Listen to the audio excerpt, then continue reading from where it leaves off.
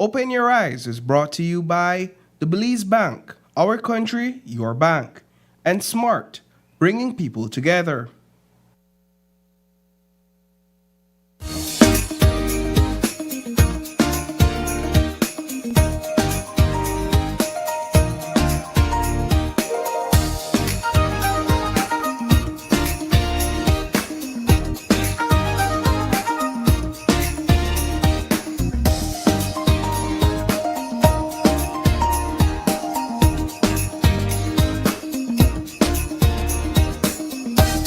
Good morning and welcome to Open Your Eyes. Start your morning right. I'm Paul Lopez. And I'm Sabrina Daly. Good morning, Sabrina. Good morning, Paul. How we doing? It's December 9th and we're quickly counting down to December 25th. I know. It's Christmas. I'm It's feeling great. the vibes. The weather outside is giving that. It's frightful. Yeah, weather outside is frightful. But in any event, let's jump into our show lineup for this morning. In our first conversation, we'll be sharing the new findings from the MICS survey. And secondly, we'll be celebrating festive savings over at Madisco. Third, we're amplifying voices through the 16 days campaign, activism campaign that is. And fourth, we're exploring local culture at the Baboon Sanctuary Market. So these are the four conversations we have lined up for you through the course of this morning. All right. I'm looking forward to each and every one of them. I know that outside right now it's a little bit rainy. We have been hoping for a bit more chill, perhaps a cold front coming in to usher in Christmas Day. But I know in most cases that also comes with some rain. And so I guess if it comes with a chill, we'll take it. Yeah, Indeed. Yeah. All right. Well, let's move on to some things we think you should know before you leave your home this morning. Starting off with a huge announcement. UNESCO adopts Belize's Christmas Bram and Sambai nomination. Also, Christmas preparations halted by Aloe Vera Street fire. Also on that list, a 33-year-old woman killed in motorcycle collision on the Philip Gosen Highway. U.S. Embassy weighs in amid my controversy. And finally, Dangriga opens forensic hub for scenes of crimes technicians. Paul, let's begin with perhaps the most recent update. It's currently 6:30 a.m. right now here in Belize. But on the other side of the world, we have a delegation of Belizeans in India. And I'm not certain what the time is, but I know they just sent us some amazing update regarding what we spoke of yesterday, and that was a nomination, a UNESCO nomination for Belize's very own Christmas Bram and Sambai celebrations. Yeah, indeed. So I was informed that the announcement would be made this morning at 6 a.m. Belize time. So I locked into the live presentations from the moment I woke up, and I felt a sense of pride and a sense of joy looking on live as the announcement was made by the committee that Belize's Christmas Bram, specifically from Gales Point, Manatee, the Christmas Bram and the Sambai has been enlisted, or it has been inscripted, if you would, to the UNESCO. Let me just get that correct, sorry, because it's not terms I use on a daily basis, so you'll forgive me. Yes. But it's been inscripted to the UNESCO Intangible Cultural Heritage List. So why is this important? This is important because this list is essentially a collection of practices and performances, knowledge and skills recognized by communities across the country, across the world, as vital to their cultural identity. Right, and so this is being documented under the 2003 Convention for the Safeguarding of the Intangible Cultural Heritage. So under this list, the UNESCO recognizes 5 different domains or 5 different categories. You have oral traditions, you have performing arts, you have social practices, rituals and festivities or events, knowledge and practices concerning nature and the universe, and of course traditional craftsmanship such as like skills and techniques and different sort of objectives. So why does it matter?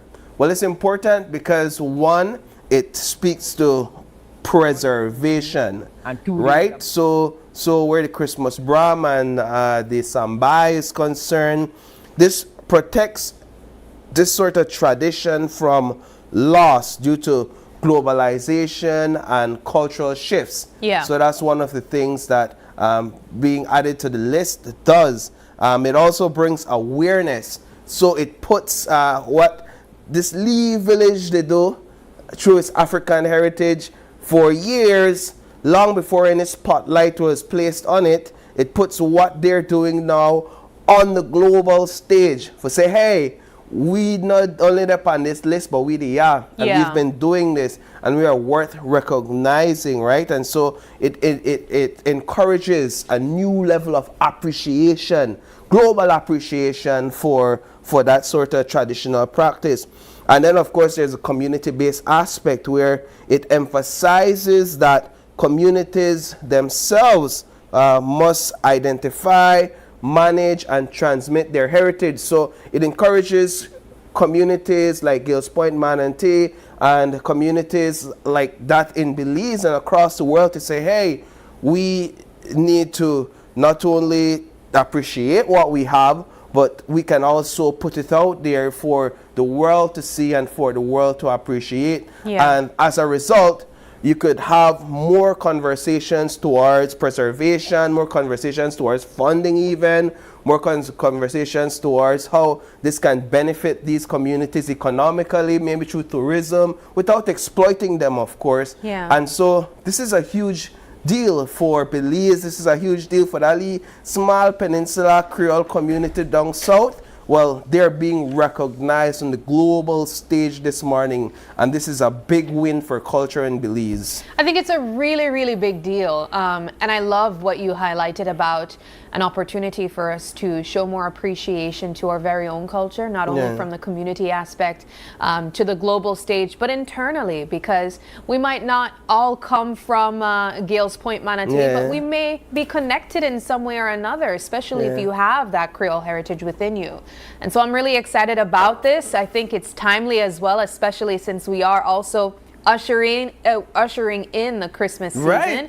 So if you've never experienced a Christmas Bram and Sambai, I think this is the perfect time now to see why it was recognized on this global stage. So I think this is the perfect time. As you can see there on the screen, that's a delegation. That was just about a few hours ago, right? No, a few minutes ago? Okay, so that was when the announcement was made. This is when the announcement was made, and this is the acceptance speech from Mr. Rolando. Look at April. You see April there in the background. Yeah, he carried the Belizean, them Belizean Conroe. Way that India got show off itself, right? And so this is Mr. Rolando pretty much accepting, giving his acceptance speech for it. There's also a representatives from Gale Point, Manatee. There, Mr. Emmett. Yeah, there's the master drummer, and there's another. I never want to call name because I never registered name exactly in my head. And so this is the second recognition on the list that Belize has gotten. That Belize has gotten. I was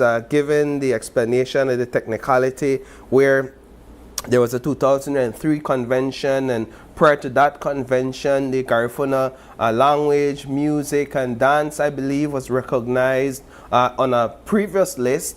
And so after the 2003 convention, that was transferred over. That's all the details that you'll get lost in. The fact is now, this is the second recognition on the list. We have the Garifuna culture, and now we have the Creole culture on the list. So I say congrats to the team over at Niche, because, and of course Gales Point, because it would have had to be a collaborative thing for them to do to submit a dossier or a document explaining or arguing why it is important for this to be recognized, and for that document to be put together so well and for it to be recognized, I think these folks should be honored for their work. Absolutely. I mean, it's not the first time that we've highlighted the Bram over in Gales Point. I believe it was probably last year. Really? We had some of the representatives here Have you on been? the morning show. No, here on the morning show. Yeah. But I've been invited a couple times. I have some friends from there. I mean, very own Jamal Gaves, he's Yes. from Gales Point. Yeah. And so I'm hoping that we consider getting that experience firsthand, at least maybe this year, especially since it was recognized. So ahead of all the experiences, we'll work to put together something tonight for the newscast to see if we could immerse ourselves through the TV screen into some of what it's really like. They have some amazing footage and stuff that we'll look at. We were able to highlight some information courtesy Niche last night in our newscast. Where I believe we spoke to the very same Mr. Emmett, who is currently representing his community there, and they spoke of the significance. I believe we spoke to a young lady who highlighted that it was kind of like an adult experience that people would have, and they know that their time would come, and then when that finally came, it's like a rite of passage. It's a beautiful story, isn't it? I know, right? That was made like for an animation, sort of Pixar or something. Yeah, and especially how it happens at nighttime, as you can see there on screen. Because I was asking one of my coworkers as well, Crawfy, for example, if he ever experienced it. He said he didn't. He wanted to last year, but he's planning to this year. But also that it takes place during the evening time or nighttime, so you'll see the fire lit in the middle, and it's like this whole celebration. We have an employee here that's a huge advocate. She goes all the time. Whitney, right? Yeah, she's from down that side, and so she's always telling us about it. Yeah. Who knows? Because of this year might actually be the year. I'm telling you, she invites us all the time too, though. Yeah. All right, well, let's move things along. Also on the list, we also wanted to speak a bit about fire hazards. You would know that yesterday in our newscast, we highlighted 2 fires that occurred just a short distance from each other. Now, one of them that I want to highlight was a fire on Aloe Vera Street, simply because I think it highlights what can take place when there are electrical hazards around you. In this case, the owner of the home highlighted that it was, well, she believes that it was due to a tablet that was left plugged in and set on a bed that caused essentially the fire that took place. And for me, I reflect on this time of the year, Paul, where there's a lot of things plugged in. And you would know we've also had the Belize Fire Department on our couch multiple times, speaking of fire hazards and speaking of electrical hazards as well. So while you have your Christmas trees plugged in and all these extra lights and beautiful things on display, please be mindful that they can be electrical hazards and they can lead to house fires as well. Indeed, it's important that we take note of these things. One, because we oftentimes buy a lot of devices around Christmas time for the kids, for members of the household that may not have one, and so you're plugging in devices everywhere in the house, right? Especially if you have a lot of people in the house. But outside of devices, now more than ever, you have things plugged in to your sockets in your homes, right? Because the lights are up, the trees are up. Overloading surge protectors. Overloading surge protectors. We talked about that. If you you have to know how much your surge, not only a surge protector, your the box in your house. If you see your light flickering when something is turned on, that might be a sign. Yeah. So you have all of these things going, and that could really lead to some serious issues there. Perhaps in this case, this phone which was left plugged in, or this device which was left plugged in on the bed, overheated. Yeah. And well, you know, when you have heat and you have these flammable type of material, this could happen. So it's an unfortunate situation because this family, well, they're preparing for Christmas, and nobody would want to be preparing for Christmas and then find yourself in the middle of such a significant loss where you're thinking, all right, I can't even think Christmas right now. I can't even think about the kids. I can't even think about grocery shopping or even taking advantage of the tax-free weekend. I just have to think about how I could bounce back from this one, I don't know, and salvage whatever is left. Yeah, so we just wanted to make a quick note of that, especially during this time of the year. That's Miss Ms. Pelayo, I believe, who would have seen some damages because of this item that was plugged in a bedroom and left unattended. But Paul, let's move things along. Do we also want to highlight another thing on the list? Oh yeah, there's several things here to highlight. You could talk a bit about the 33-year-old who was killed yesterday, on Sunday, in an unfortunate motorcycle accident.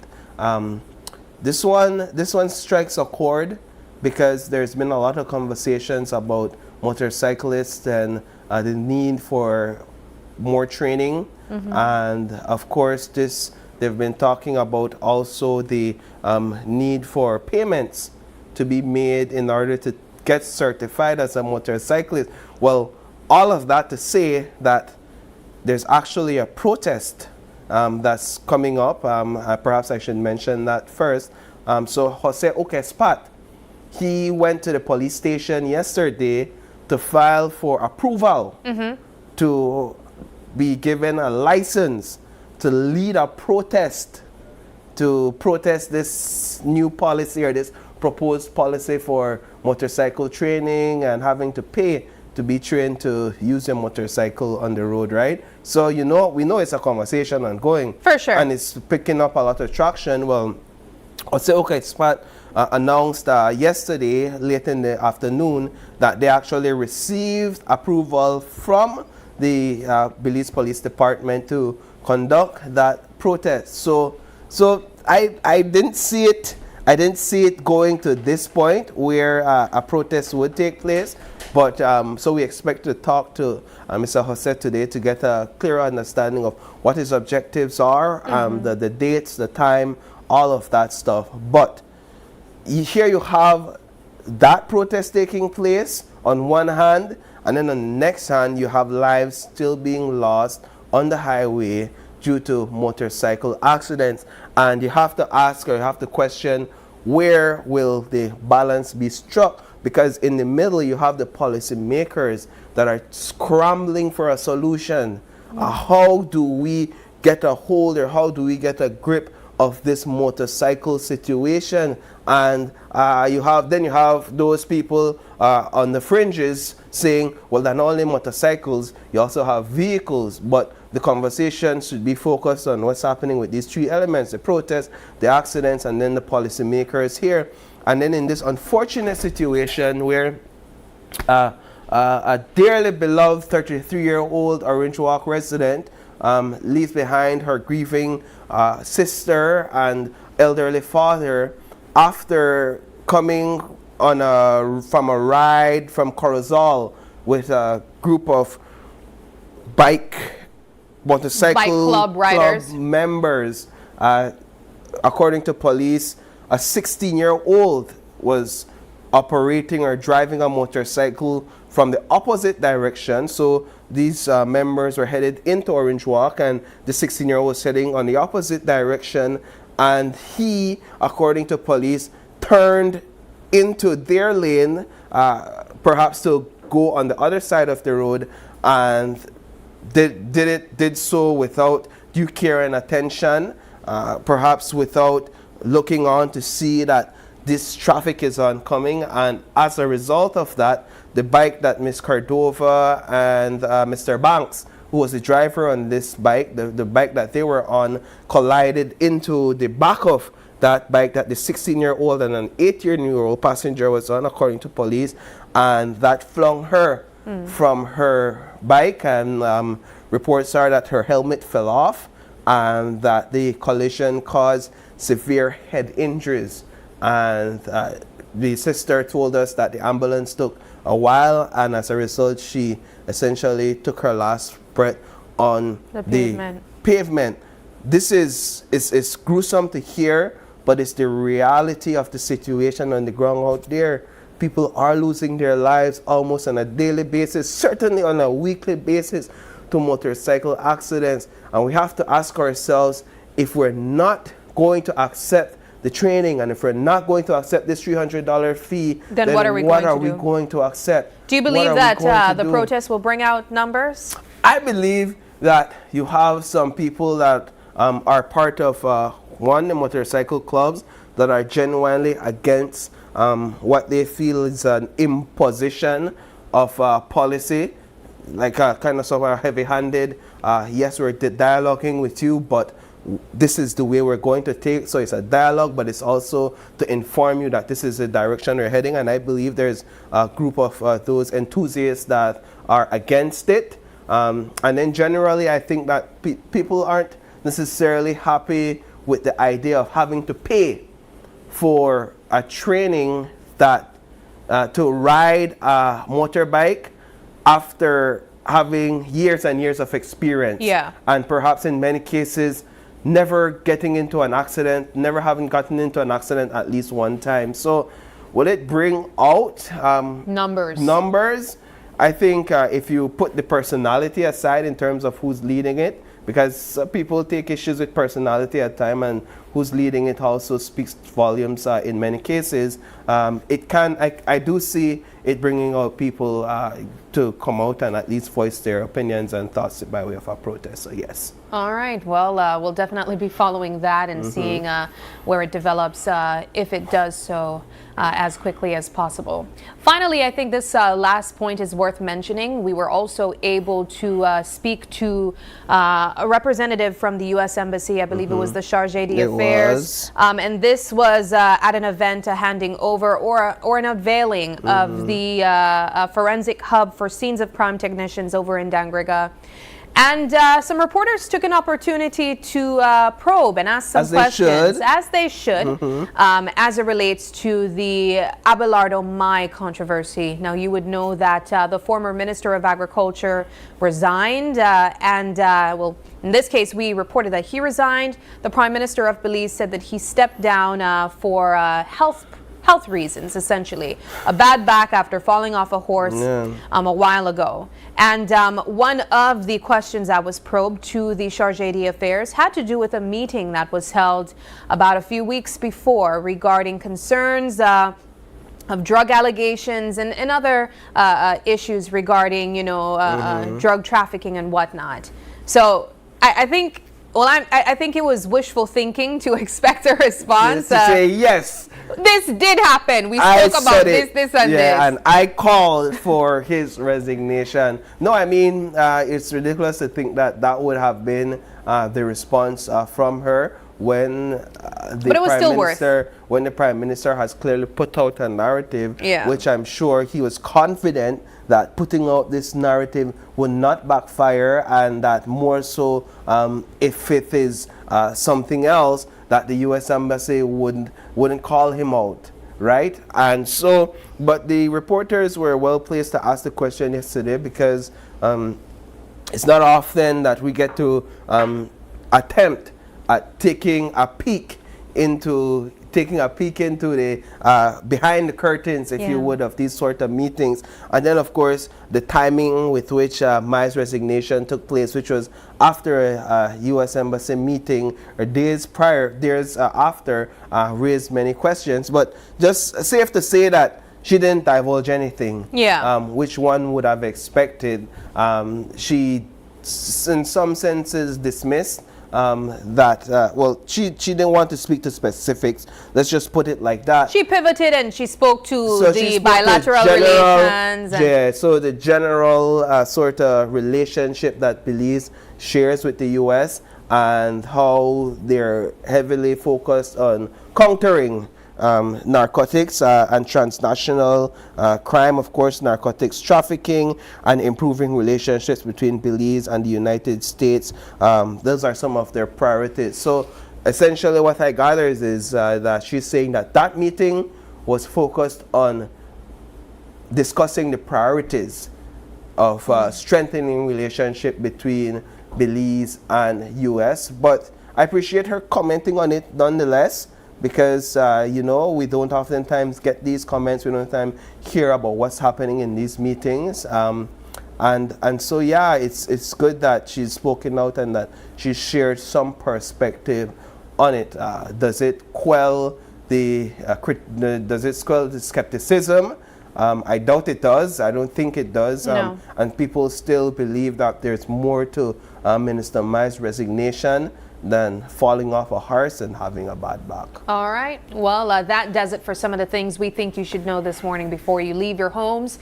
If you have any thoughts on either of the topics mentioned, let us know in the comment section. We are watching. And if you think that there's something we should be discussing, also let us know in the comment section.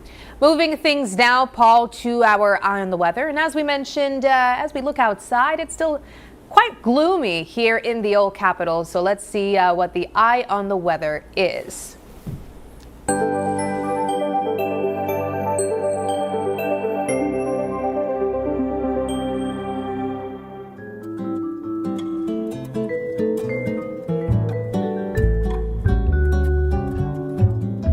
Excellent. And so today's forecast, well, things are falling. It's going to be cloudy skies with some showers or light rain over most areas, but especially over the coast this morning and tonight.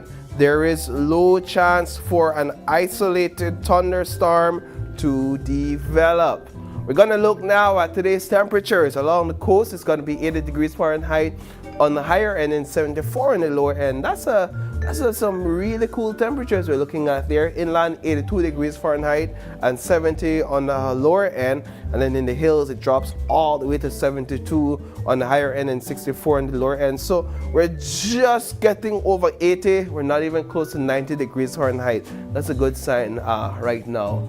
Extended forecast Wednesday. It's going to be 80 degrees along the coast and 82 inland, and we maintain that sort of temperature. It goes up a little bit on Thursday, 82 degrees along the coast, 84 inland, and Friday, 84 along the coast, 86 inland, and then on Saturday, temperatures just increase, 85 degrees along the coast, 87 inland, but that's good news for those who want to be out and about getting those Christmas shopping and those Christmas gifts in. Now let's look at our astronomical forecast. The sun rose this morning at 6:11 a.m. and it's going to set at 5:18 p.m. later on this evening. The moon sets this morning at 10:37 a.m. and then it's going to rise later on tonight at 10:23 p.m. For our marine conditions, the sea state is going to be light chop. The winds is going to blow from the north at 5 to 15 knots.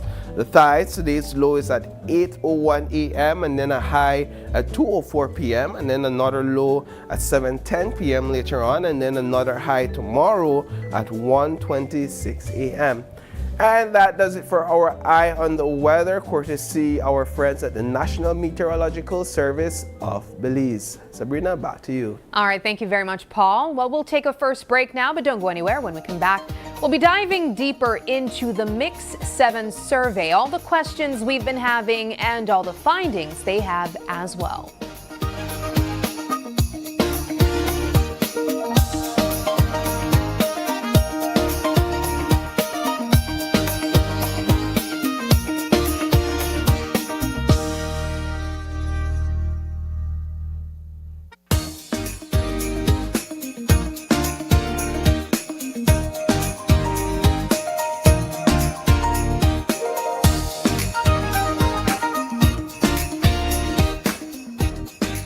Essential for everyday life, but behind every outlet, a lot is happening to bring you safe, reliable, and sustainable energy.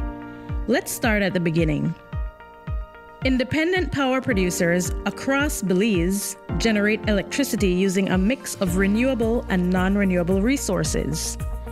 Electricity travels across a network of high-voltage transmission lines capable of transmitting electricity across long distances. Electricity then reaches your nearest substation, where it is adjusted to a lower voltage, making it safe to travel on the distribution lines you see in your community. From there, electricity makes its final journey from the distribution lines to your home, providing you with safe and reliable power when you need it. Belize Electricity Limited. We continue to serve you.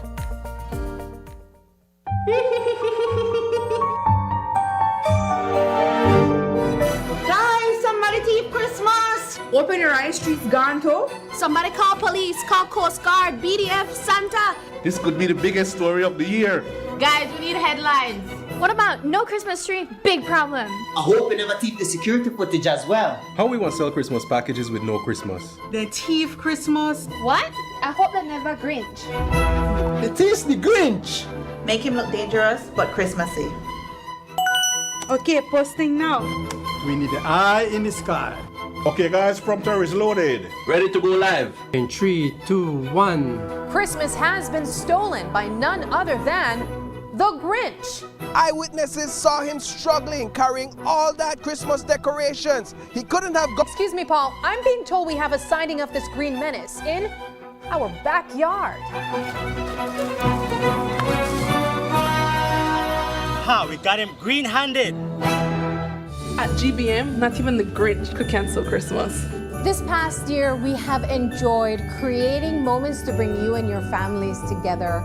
And this holiday season, we wish you and your families even more togetherness, with moments filled with love, laughter, and joy.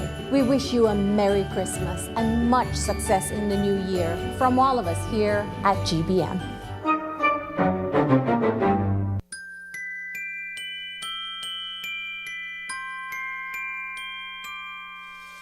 All I need this Christmas time is to keep your heart near mine.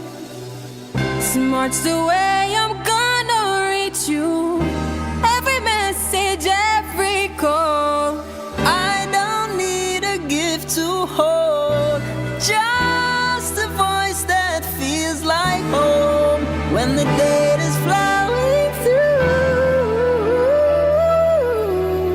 Smart's connecting me straight to you.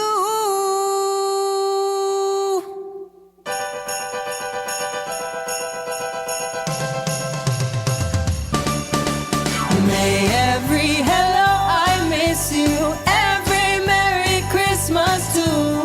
Through this season warm and bright, Smart connects our hearts tonight. All we want this Christmas time is that feeling so divine. Sharing joy across the nation, Smart connects our families. Keeping every heart in touch, 'cause the season means so much. When the data's flowing through, Smart's connecting me straight to you. May every hello, I miss you, and Merry Christmas find its way through. Because no distance is too far when we're smartly connected. Merry Christmas! Smart, bringing people together.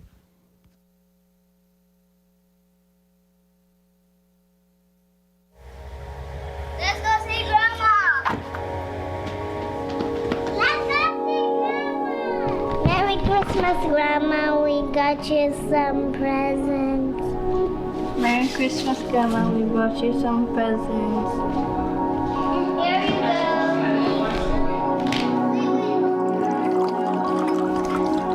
Hi, Dad. So, how has she been? Darling, she has some moments. Some days good, some days bad. Some days she recognizes me, some days she doesn't. But you know what? Love is not forgotten. Love is always there. Always. That's so true, Dad. You know, maybe it's time for one of those good moments, one of those good days. Hi, Mom. Let's go for a ride. Come. Let's go for a ride, Mom. Come. All right, watch your step, Mommy. Watch your step. All right, take your time.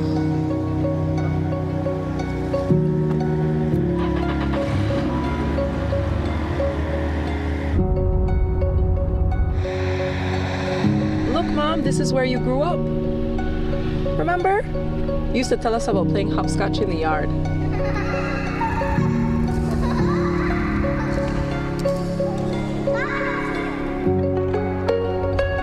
See, Mom, now we're coming up to the famous swing bridge. You said Dad used to walk his bike across here with you. Yes, you remember? Oh, and look, we're in town now. And we're coming up to your old job, Mom. Now it's called Belize Bank. You remember? Oh, John used to wait for me every day after work. Oh, Casey. You're remembering. Remember, Mommy? You and Daddy got married here. Oh, yes. Oh, I was so nervous that day. Oh, it was the happiest day of my life. The first time I saw John, I knew he was the one. Aww.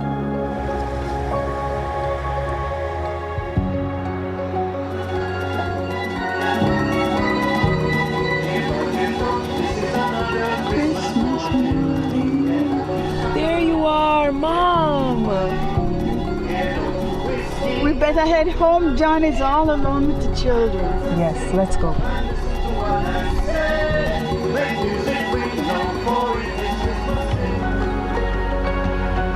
John! Mary! Merry Merry! Christmas! Merry Christmas, my love. Merry Christmas. Let's go inside, darling. Let's go inside.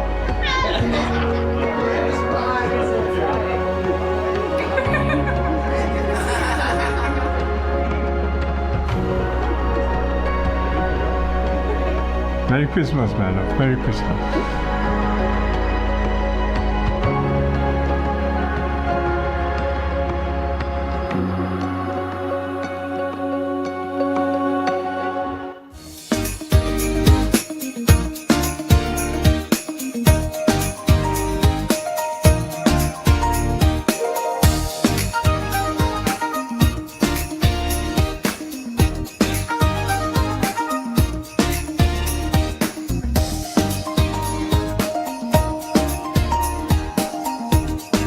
Thanks for staying tuned with us. This is our first conversation for this morning, and it's all about something called the Multiple Indicator Cluster Survey.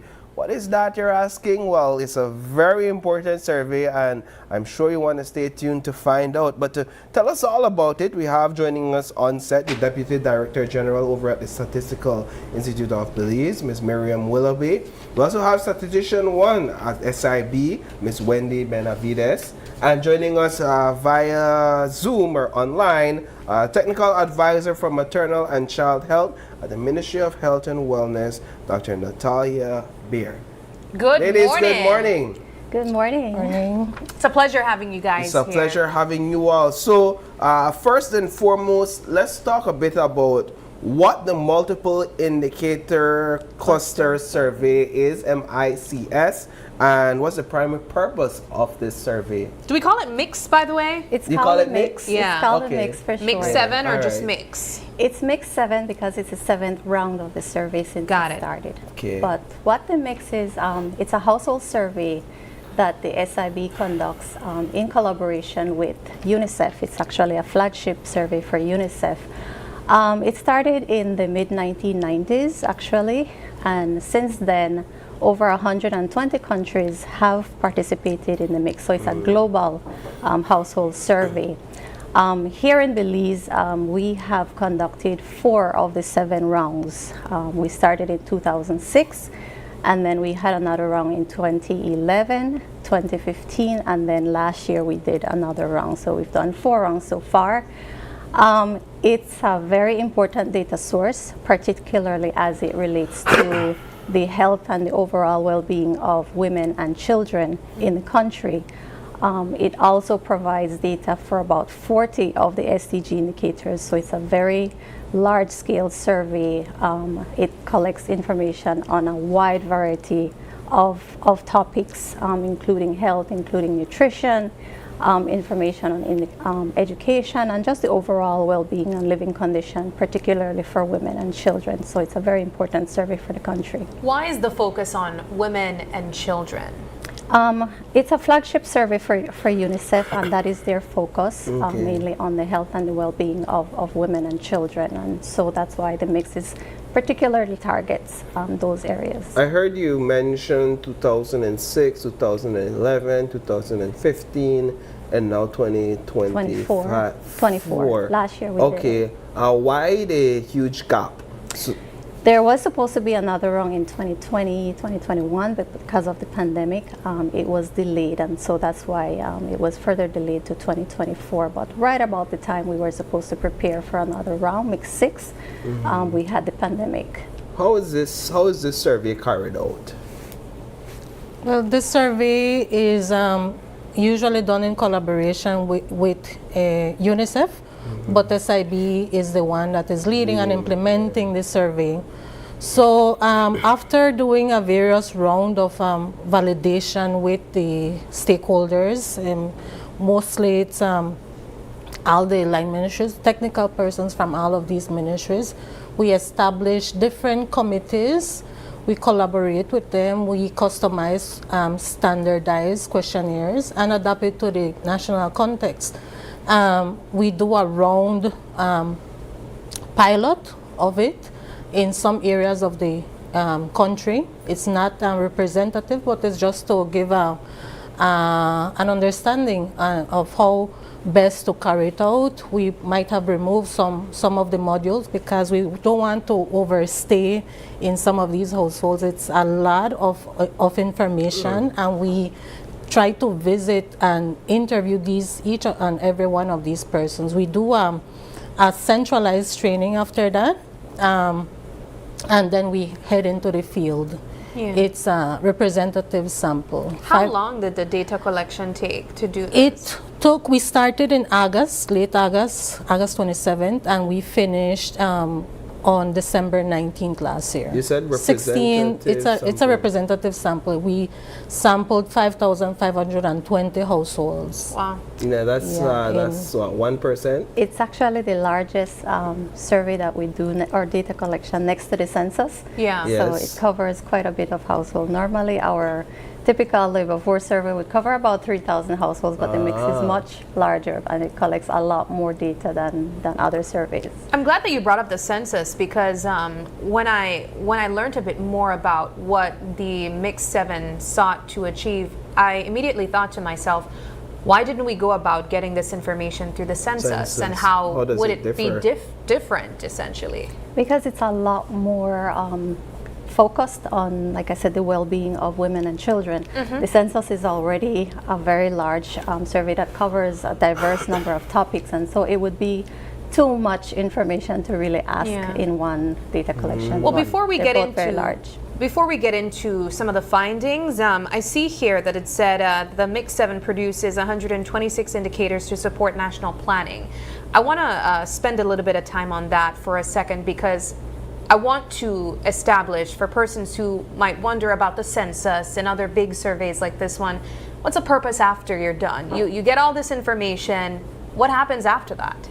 So the hope is that the information that we collect from the mix will be used to do more targeted interventions, especially when it comes to children's health, children's well-being, women's health.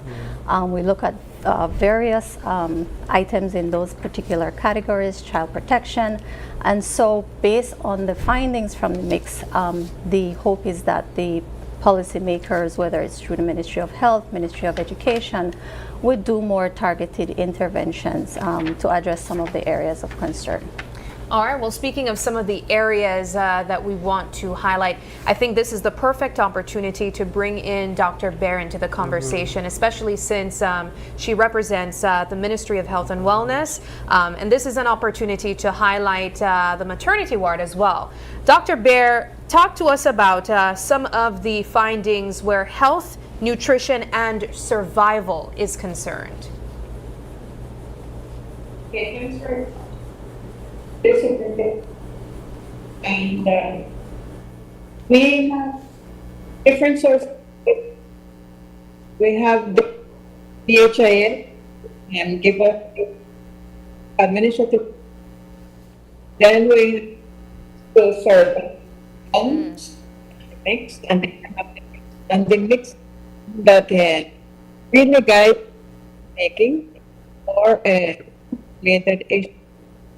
And I can give an example, the contraceptive prevalence, meaning women who has the family planning methods. In 2000, Hi, Dr. Bear. Sorry, Yeah. not to cut you short, but where you're in and out, you're breaking up. So we're just gonna give our technical team a minute to figure out your audio, and then we'll have you jump right back into the conversation. Okay? We just want to ensure that your message is clearly sent across through our airwaves. So we're gonna have them deal with that. But while we deal with those audio issues, perhaps we could look at So I another want to one of the key highlight some findings. of them that stood out to me. Overall, the Mix 7 survey indicated notable improvements in the maternal and child health since the last mix, which we highlighted would have been roughly about 9 years or so ago. Yes, 2015 to 2024. Yes, But one of the first things that stood out to me had to do with adolescent birth rate. So I guess like teenage pregnancy. There was a reduction of 22% among those aged 15 to 19 where adolescent birth rate is concerned. So that dropped from 74 to 58 per 1,000 between 2015 and the present. What do you think? Well, it would have been great to have Dr. Bear in this conversation, but I think this is an interesting point here because it speaks to, one, we've been highlighting through the census that the population has not been growing, but two, we're also seeing a decline in adolescent birth rate. So is this a result of young people, young women deciding to not have children, continue their education, join the workforce? What is this reflective of? And I know you guys are essentially just data collectors. Right. I'm not sure where the interpretation or analyzing of the information comes, but what were your thoughts on this? Well, overall, we see a decline in fertility rate, so that could be a factor. Probably some of the educational campaigns about teenage pregnancy could also be a factor. And as you mentioned, perhaps education is being more of a priority, which could have also contributed to a lower adolescent birth rate. But indeed, the Ministry of Health would be in a better position to speak on that. But those are some of the possible factors that could have contributed to a lower adolescent birth rate. Are there any other key or significant findings that are worth mentioning and highlighting? I know we have a list of them. I can't necessarily go through all of them, Right. but are there some that you all would say, both of you, are worth mentioning and highlighting from this one? Well, we did see mortality rates decreasing for child mortality specifically. That's any deaths for children between 1 and 5 years. That has declined since 2015 from 4, I believe, 4 or 3 deaths to 1 death for every 1,000 live births. So that is where we see an improvement. In the other mortality rates, we see some fluctuation in infant mortality and under 5. It said that under 5 and infant mortality, there was actually a slight increase. Yes. Right. But Wow. child mortality reduced, but yes, indeed, under 5 and infant slightly. It fluctuated between 2011 and 2024. One of the other findings was stunting. Stunting has to do with a child's height for his or her age. And we saw a decrease in that compared to what we saw in 2015. That has directly to do with a child's nutritional intake, their diet. And so there was a decrease or an improvement in terms of stunting as well. How do you collect data on stunting? Is it from the Ministry of Health or the household? During the survey, there is measurement, a measurement that is done of the You're measuring the child's- kids? They're measuring, Wow. yes. They take their weight, they take their height, so I could see why you say you spend a lot of time at the home and you don't want to overstay your time, right? Then you have to eat Yes. breakfast and lunch and dinner. Yes, we try to build that relationship with the children, you know, Yeah. if they see a stranger. But we had very child-friendly boards that they Right. were laid on these boards, so they had some pictures so they don't feel too overwhelmed with a stranger at home. Yeah. Here's an interesting one, though, that I think is also worthy of highlighting, because for the first time in Belize, we have national data on youth mental health. And that's, I think, excellent, but also a little bit concerning of why in 2025 We're just now having data What is it on mental saying? health.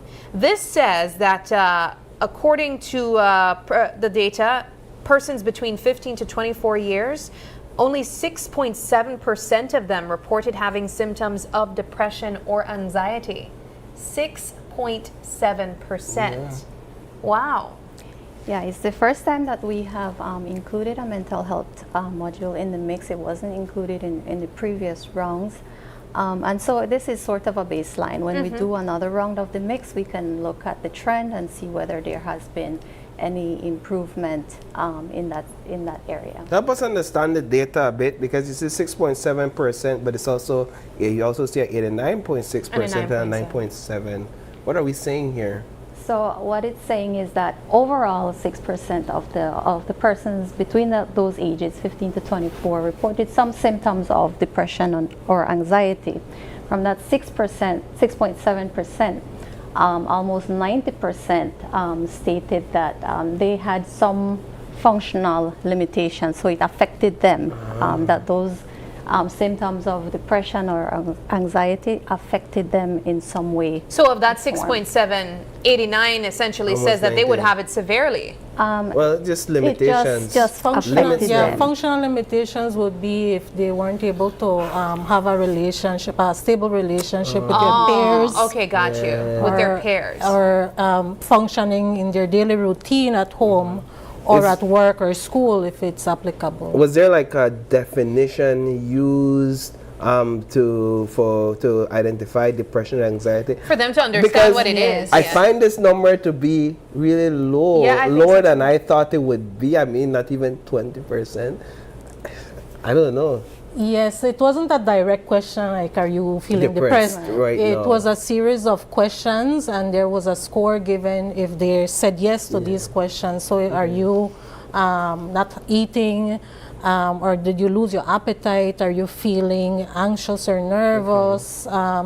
Are you worried about what others may think of you, that sort of thing? And if it was a number of scores, then they would have been classified as having those symptoms. Well, I mean, I'm not mad with it. I think it's good. Yes. It shows that we are doing something right as a society with our young people. So I appreciate that data. Anything on education and lifelong learning you're seeing there? Before we jump to that, I just want to see if Dr. Bear is still with us at this time. Dr. Bear, are you able to connect with us smoothly now? I am connected. Yes. All right, that Dr. sounds Bear. clear. Well, before we move on to education, then I want to get your thoughts on some of the findings here, simply because we have a connection with you now. I want to get your thoughts on some of the findings on health and infancy, as we just highlighted some of those points. Well, the information that we get from the NICS is very detailed, and it's much more than what we collect routinely. And the great value of the NICS is that anyone can be selected within the service, because the administrative data that we have is what we collect from patients from us and from but if we have a person is accessing, for example, and they would be the big picture at night. So that is the proof that everyone have the same opportunity to participate. Yeah. So it removes the bias, access to law. All right. Are you still? Yeah. Okay. Well, we still have a little bit of a breakage there, but I think I heard clearly that Dr. Bear said that there is value in collecting the data, at least for the work that they do. She also spoke about the way that it was collected in random order. It was inclusive. And so we appreciate having your comment on that coming from the Ministries of Health and Wellness. I want to move things now over to education, because I think this is also important. As we mentioned, we highlighted that there was a drop in adolescent birth rate among those aged 15 to 19. And so that reduction dropped down to 22%. Now, one of the, suggestions that we considered was the idea that perhaps people are getting educated. And so the findings from Mix 7 suggested or shared essentially that in 2024, 90.9% of primary school children are attending school. So that's great news. Now for secondary school, attendance rose also from 60% in 2015 to only 67% in 2024, an increase of 7.7% points over the period. This, I think, I don't know, I think 7.7 is sort of like a small margin, especially if we're looking at 90.9% of primary school children now attending school, but that was also secondary. It also said in Belize, nationally representative data on foundational reading is at 42.6%. Can you speak to that? Sure. Yes, there was an activity conducted with children, 7 to 14. So we gave them a passage to read, and they had to have completed 3 tasks for them to be considered as having foundational reading skills. So they had to have completed at least 90% correctly of that passage, and then we asked the children 2 inferential questions and 3 literal. So those were 3 tasks that they should have completed successfully. So that 42.6% is essentially saying that only 42.6% of them actually had foundational reading skills. What's foundational reading skills? They completed all of those 3 criteria. So they read the story correctly, and they were able to answer 5 comprehensive questions correctly. What does this say about our literacy here in Belize? I think we have to look at it contextually, because it is just based on the test that was administered to them. So they read this paragraph and they were asked 5 questions relating to what they read to test their level of understanding. So we have shared this information with the Ministry of Education, and it's for them to look at the possible factors that would have contributed to that. So we wouldn't want to make any general statement about what the data may be suggesting, but it's really for them to take a closer look at it as to what are some of the possible factors that could have contributed to that percentage. And I see the data also speaks to what parts of the country is, what parts Rural of the country where you see the lower and higher. So I think the Belize district, so there's 54 and 57. Those are both within the Belize district, right? So the Belize district was basically divided into 2 regions, the north and the south. And so we see the lowest in the Toledo district. But again, in the era of competency-based learning, you have to factor in a lot of different things as well. So it's not, in my view, it's not necessarily talking about literacy? the smarts of the child, right? To say, he's smarter, he not smart, she's smarter, she not smart, because it's foundational reading skills. But outside of foundational reading skills, there are other competencies that a child would have that you could determine and assess their smarts, if you would, or their competency outside of foundational. Well, when I think of foundational reading, I don't think of smarts. I think of literacy. And a lot of people out there would. Yes. A lot of people out there would think of smarts? Yeah, would think, all right, well, it is said that, they may come to a conclusion or make an assumption that isn't necessary. Well, I also want to look at numeracy, because the percentage came out as 50.4%. Do we have any a table on that or graphs on that as well? Numeracy? Yes, so aside from foundational reading, which came up to 42.6%, numeracy was 50.4%. Numeracy, I imagine, has to do with numbers, yes, math. That was another activity that we did with the children. So they had to recognize a couple of numbers, 1, 2, and 3-digit numbers. They also had to spot the missing number. There was a gap, counting by 2s, by 5, by 10. and so on. They had an addition component as well. We give them paper and pencil to work out their problem. I think this is good news, though, in terms of access to technology. It says here 81.3% of households have internet access. 91.1% have at least one mobile phone. This we expect. It's hard to not see a kid with a device in 2025. We move now to child protection and safety. I think this is also worthy of highlighting. Birth registration. Interesting. Belize has achieved a 95% birth registration rate for children under 5. Among children aged 2 to 14, 62.3% experienced some form of violent discipline in the past. However, that is a different update. In the past month, including psychological aggression and physical punishment. This is alarming. Yeah. This is a decline, though, from 71.3% in 2011. So how are you all gathering data like that? Do you pull the children aside and say, hey, when last time have you heard that beat you? You would think that would be the best way to gather that information, but actually the foundation learning is the first time that we interviewed children, but most of the interaction, most of the interviews were done with a primary caregiver, the parent, the mother.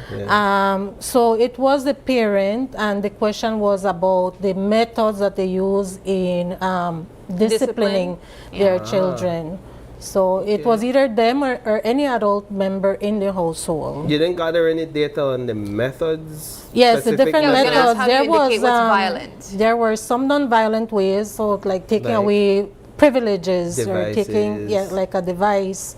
And then the violent or aggressive ones would be like yelling at them. That's the more like the psychological one, or calling them names, derogative names, like stupid or dumb, or beating, physical ones, beating them with your hand, with a bare hand, or with an object. Slippers. And so we've seen an improvement since 2015 in how parents discipline their children. This is also interesting, though, because when we think of child labor, I think this is a conversation we don't often have. The stats coming out from that collection is that children aged 5 to 17 involved in child labor was 11.7% in 2024. When we think of child labor, what would that be? Well, we see child labor in terms of different age groups. So we take children 5 to 11 years that would have done any economic activity in the last week. So there is a reference period for them to have been involved or engaged in any economic activity. When you say economic activity, they have to be making money, or are they contributing? It's either paid or unpaid. Work. We also include household chores for a number of extended number of hours, because we know that they should be engaged in homework time, playtime, and school time. So if they have exceeded that threshold, then they would be included as in child labor, as a child laborer. This is all just like super interesting information, and I wish we had more time to dive into it. There's so many other things, because you would remember, guys, it was just about a week or so ago we were talking about water quality and the huge controversy that created as well.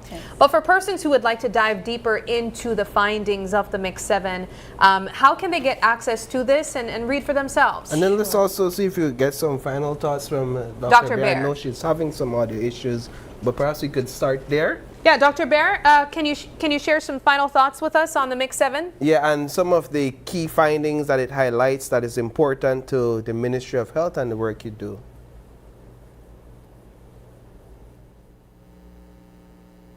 I think your mic may be muted. Yes. We have data for decision making. And for example, in 2006, we had a low prevalence for contraceptive use. So the ministry introduced the delivery of methods, and that helped us to increase the coverage. We are still a bit below the average worldwide, which is 6%. And this last mix that we're at 51%, when before we was at 54%.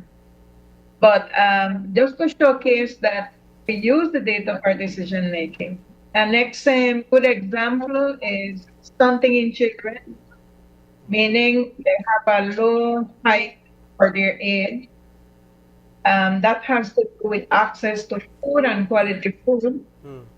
We use the data to introduce the fortified food for children at risk or children that were nourished. And that helped us to reduce the stunting rate. Now, that is not easy to reduce, but the trend is reducing. And I recall in 2015, we were considering maybe we need to remove these interventions.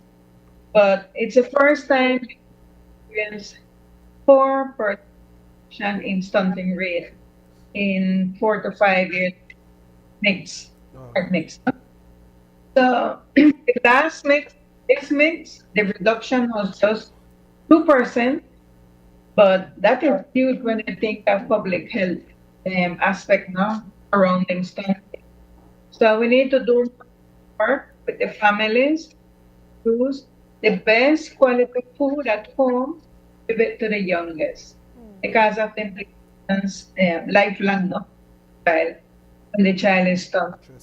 That can be prevented with access to quality food.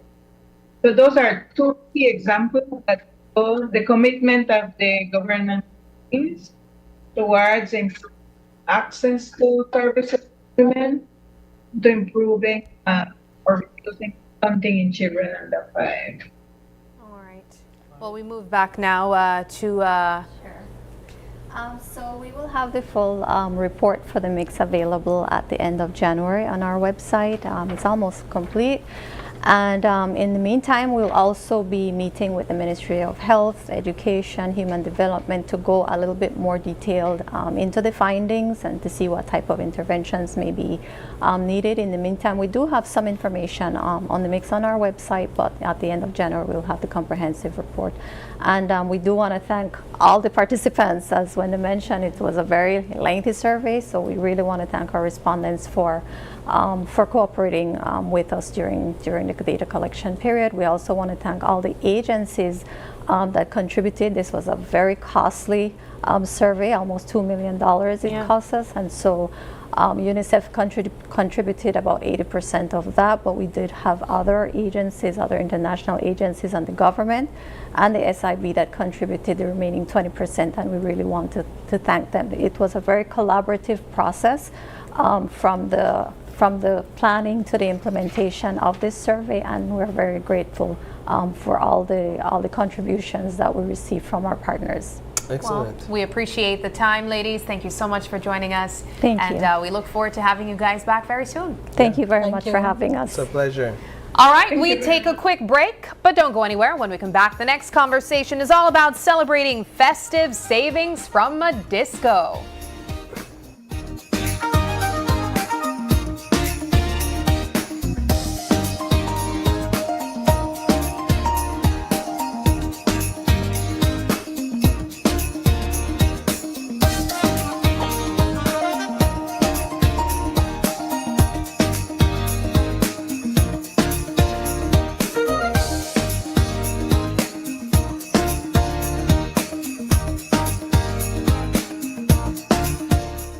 Is essential for everyday life, but behind every outlet, a lot is happening to bring you safe, reliable, and sustainable energy. Let's start at the beginning. Independent power producers across Belize generate electricity using a mix of renewable and non-renewable resources. Electricity travels across a network of high-voltage transmission lines capable of transmitting electricity across long distances. Electricity then reaches your nearest substation, where it is adjusted to a lower voltage, making it safe to travel on the distribution lines you see in your community.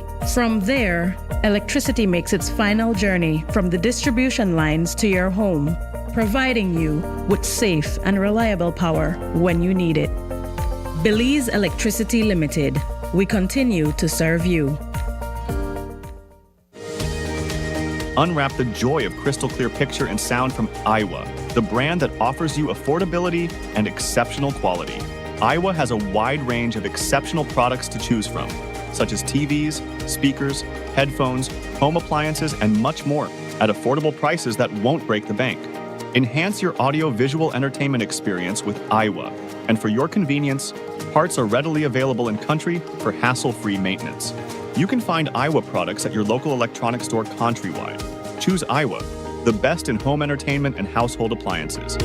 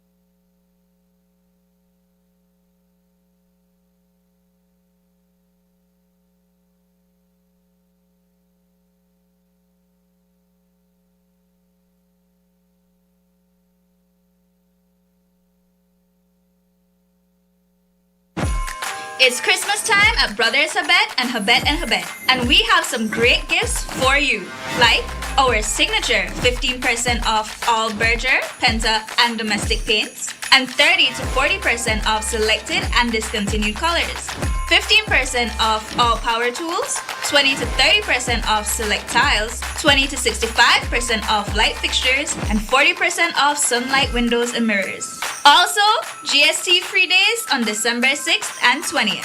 Plus, for every $50 you spend, get a chance to win a $500 gift certificate in our 12 Days of Christmas giveaway. Merry Christmas and a Happy New Year from all of us at Brothers Habet and Habet.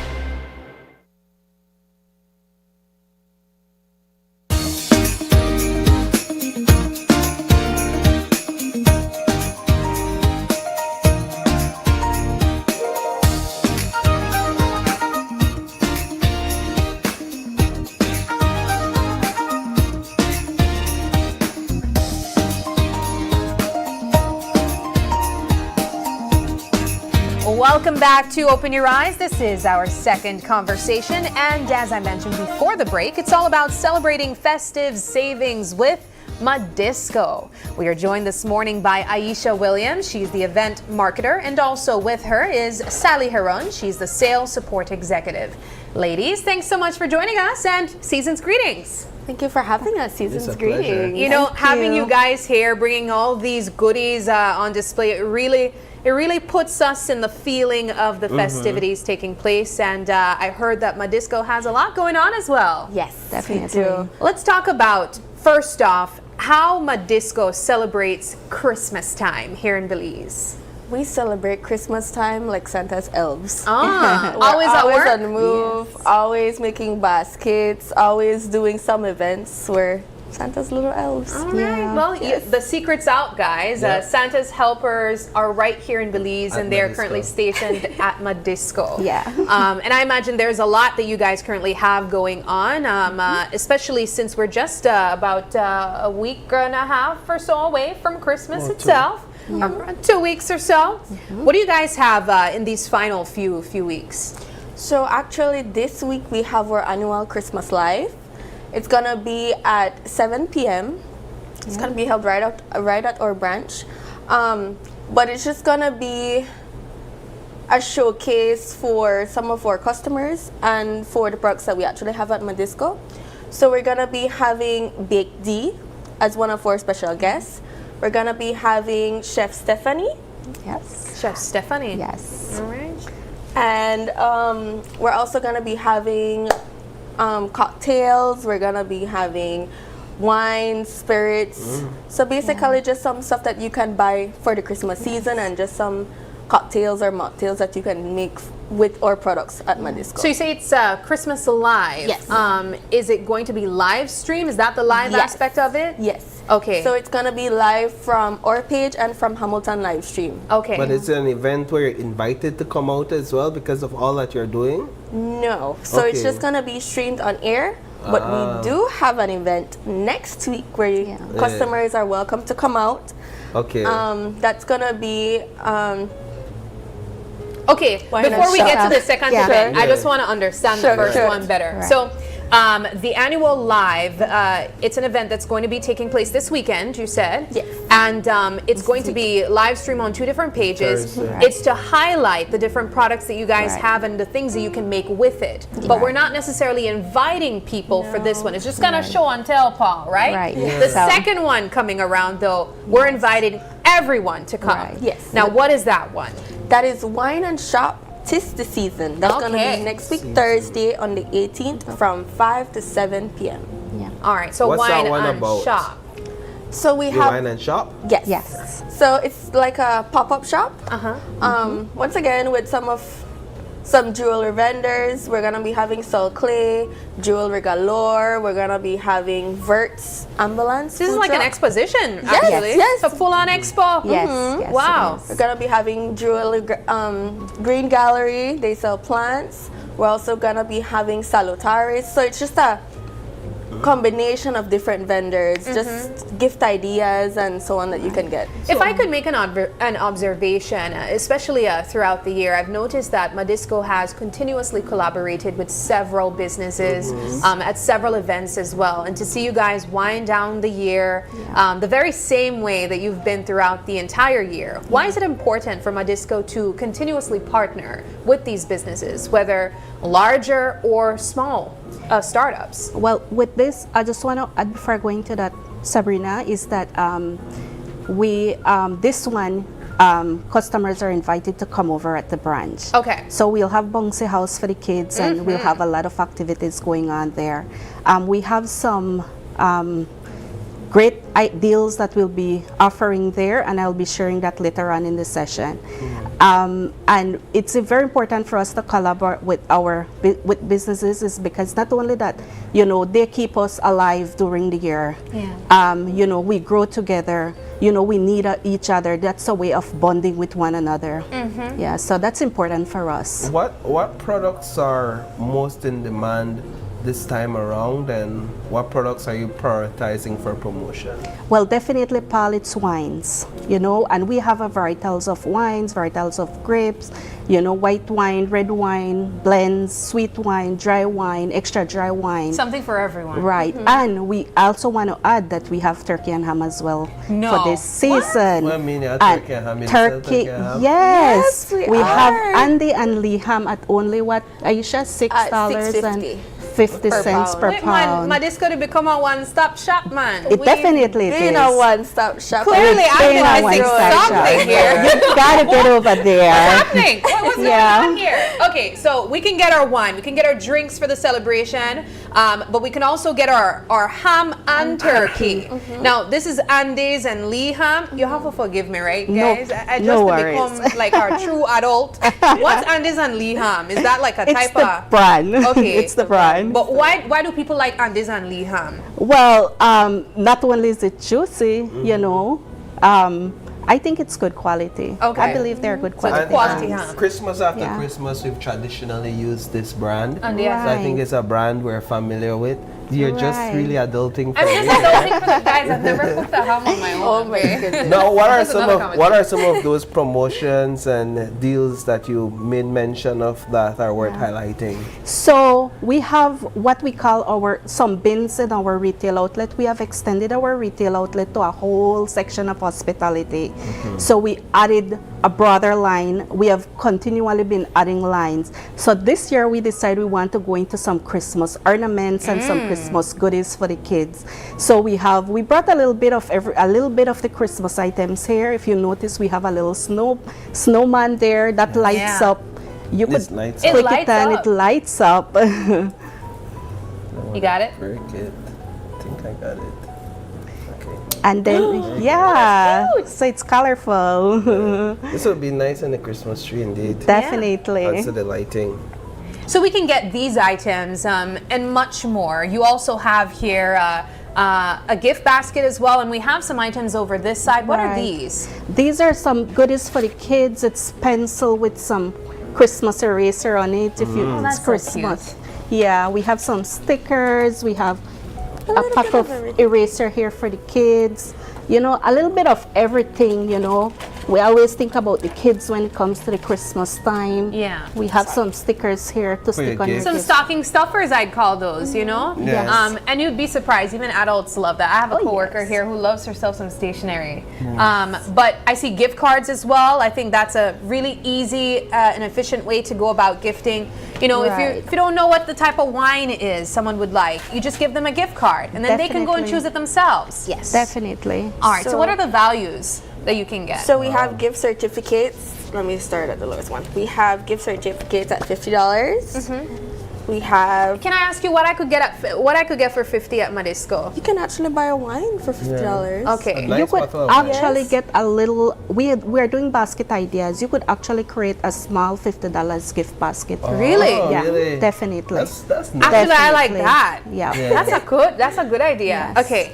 So $50. We have $50. We have $100. We have $300 and $500. Wow. So maybe if you don't know what to gift the person, just give them a gift certificate. A $500 gift certificate. If you really love him, give him the 500. Yeah. All right, but let's go over here to gift baskets because we were just talking about that. So I want to ask, if I come to you guys and I say, oh my gosh, Aisha, time's running out. I was not able to get a gift, but I know I'll just go and get a bottle of wine. Or could help me put together a gift basket. Would you guys do that? Yes. And would it look like this? Yes. What do you get inside? So most definitely, this is $150. That's $150 gift basket. Oh my gosh. And it actually, everything that is in that basket, Madisco carries. Including the pins and thread cookies. Including the cookies, the bowl, the thread, the grass in there, the basket itself. What are the drinks here inside here? So we have a Nova Pinot Noir and we have a Demi-Sec. La Roche Demi-Sec. You'll have to give me more than that. Yeah, what are La Roche? So what are they? So La Roche is it's like a champagne. Okay. Yeah. Okay. But we can't call it champagne, so Yeah. it's a sparkling wine. Oh, okay. Yeah. So there was a cookie box, and then in the middle, what was that in the Candle? A candle, Oh, right? it's a nice candle. And then we also have some chocolates Chocolate. in I there. see chocolate there too, and you get a glass. Actually two champagne glasses. That's Two an flutes. entire date night. Two floats, Paul. That's an entire date night. I mean, I don't know about you, but I think Amber would love something like that. Yeah, how much it cost? $150. All right, we'll talk. All right. All right. You also have some other items here on the bottom.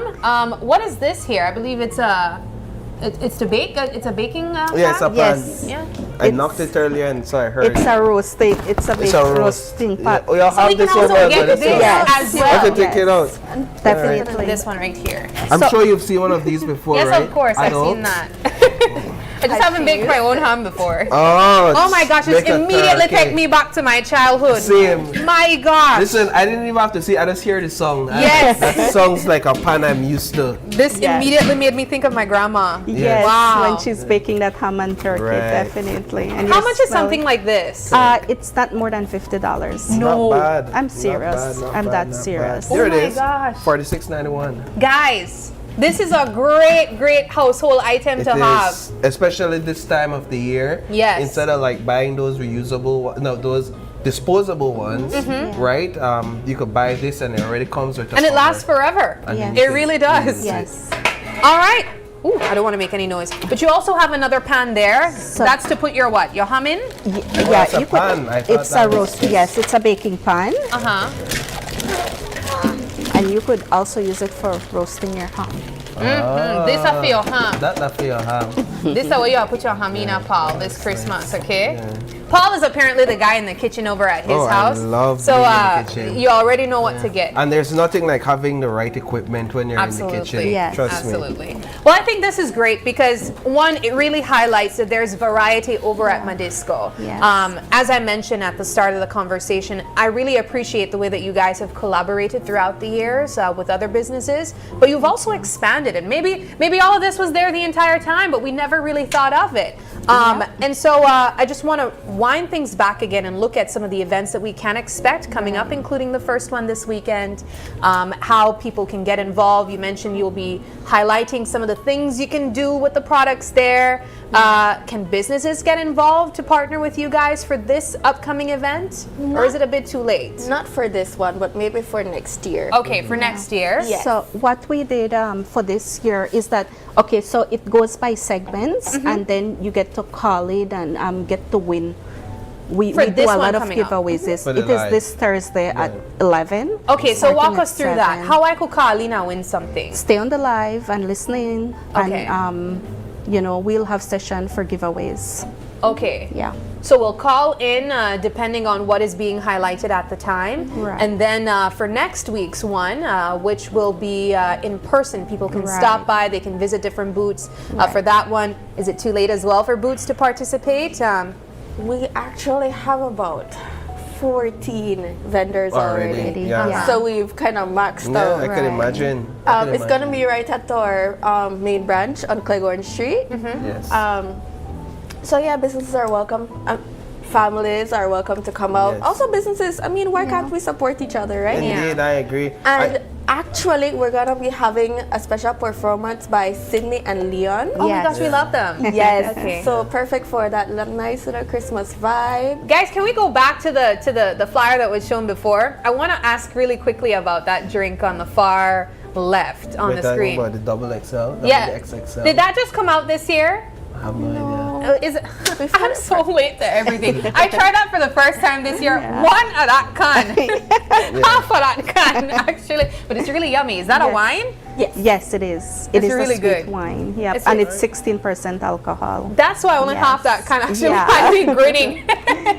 But just some of these items will also be on display as well, as you mentioned. Yes. So our branch itself will also be open the entire time. Yes, let's so talk you're about welcome. opening hours. Yes, so you're welcome to go in. So we're actually open on a regular basis. We're open from 8 to 5 from Monday to Friday, and from 8 to 12 on Saturdays. But for this event, we'll be open all the way until 9 p.m. Wow. Oh, nice. Yes. So get in your last minute shopping. Indeed, indeed. Yeah, I like Listen, the idea of after that, this conversation, I'm highly encouraged to stop by Madisco during my weekend drive about shopping. Like, I didn't even think that, I don't know, it just didn't dawn on me that you could go in and you get variety over at Madisco. So you could really get more than just wines and spirits off the list for your Christmas. There's other things you can get off the list. I appreciate that. I'm also thinking of the upcoming GST free weekend. What are some of the things that we can get from you guys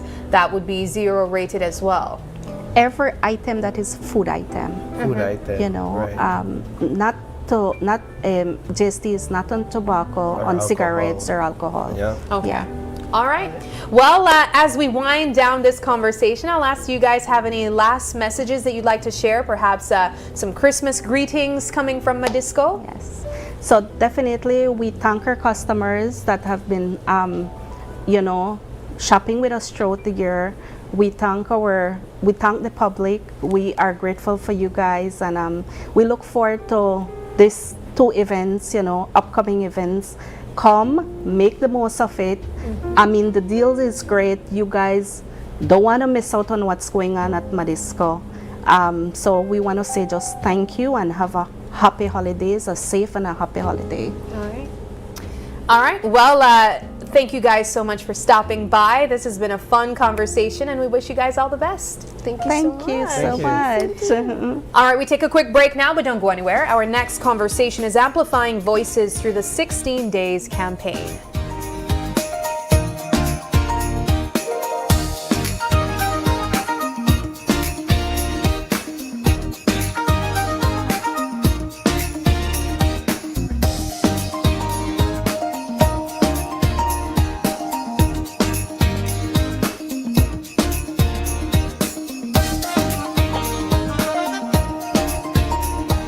having a bad day.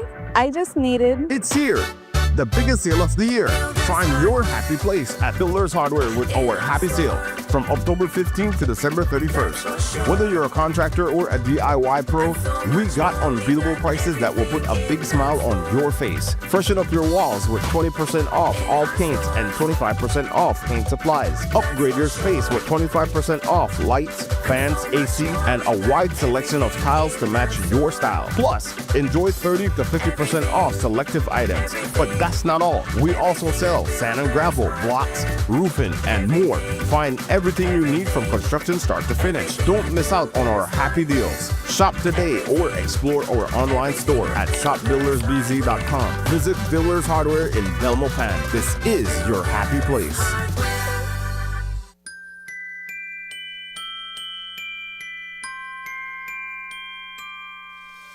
All I need this Christmas time is to keep your heart near mine. Smart's the way I'm gonna reach you. Every message, every call. I don't need a gift to hold, just a voice that feels like home when the data's flowing through.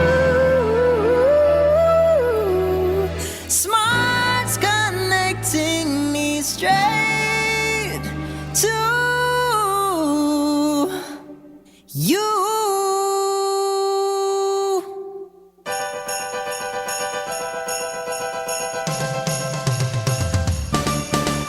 May every hello I miss you, every Merry Christmas too. Through this season warm and bright, Smart connects our hearts tonight. All we want this Christmas time is that feeling so divine. Sharing joy across the nation, Smart connects our families. Keeping every heart in touch, 'cause the season means so much. When the data's flowing through, Smart's connecting me straight to you. May every hello, I miss you, and Merry Christmas find its way through. Because no distance is too far when we're smartly connected. Merry Christmas! Smart, bringing people together. We at Fulltech Systems understand that technology isn't just a tool, it's a game changer. At home, smart devices and AI are revolutionizing daily life. In education, tech is making learning more interactive and accessible for students and educators alike. For businesses and government, it's driving innovation, streamlining operations, and unlocking growth, leveraging tech for better services, infrastructure, and security. At Fulltech Systems, we help you thrive with cutting-edge solutions, partnering with leaders like Dell, HP, Microsoft, APC, Fortinet, Cisco, and Tomy 8. We deliver the right products for your needs, whether it's boosting efficiency, improving customer engagement, or scaling operations. Connect with us and let's drive innovation together. Fulltech Systems, your technology center, where you come for the price, but stay for the service. Driving around, particularly during this holiday season, can be quite an experience. Families are out shopping and the streets are buzzing with excitement. It reminds me that this season is all about connections, and it starts with how we treat each other, even on the road. When I'm behind the wheel, I always remind myself that being on the road is more than just following the rules. It's about looking out for each other and making sure we all get home safely to our families. This season, let's continue to be alert and be kind on the road. Be courteous, give way, and stay safe. A message from BEL.